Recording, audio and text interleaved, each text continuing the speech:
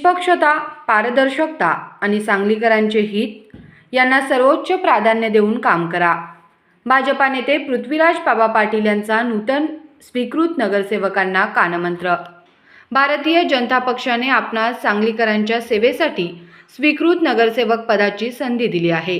आपल्या कामाची उचित नोंद घेऊन पक्षाने टाकलेला विश्वास सार्थ ठरवण्यासाठी प्रभागातील नागरिकांचे प्रश्न समजून घेऊन महापालिका प्रशासनाशी समन्वय साधून पारदर्शकपणे विकास कामे होण्यासाठी अभ्यासू आणि लोकांच्या मदतीला तत्पर असणारा नगरसेवक अशी ओळख निर्माण करा।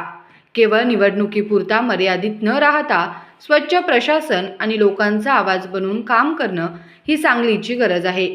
नगरपालिकेचे कायदे, नियम, आराखडे आणि निधी कसा वापरायचा याचा सखोल अभ्यास करून त्यामध्ये जाणकार बना। नागरिकांशी सतत संपर्कात राहून त्यांच्या दैनंदिन समस्या जसे की पाणी, रस्ते, स्वच्छता इत्यादी प्रश्न समजून घ्या आणि त्या सोडवण्यासाठी प्राधान्यक्रम ठरवा।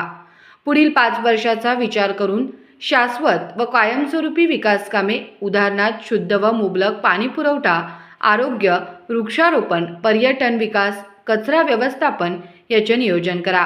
विकास कामांमध्ये पारदर्शकता ठेवून जनतेचा आवाज बना। महिला, वृद्ध, दिव्यांग व्यक्तींसाठी विशेष योजना राबवा।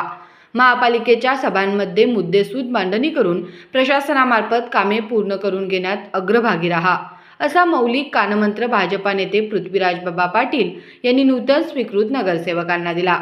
ते त्यांच्या निवासस्थानी आयोजित स्वीकृत नगरसेवक सत्कार कार्यक्रमात बोलत होते।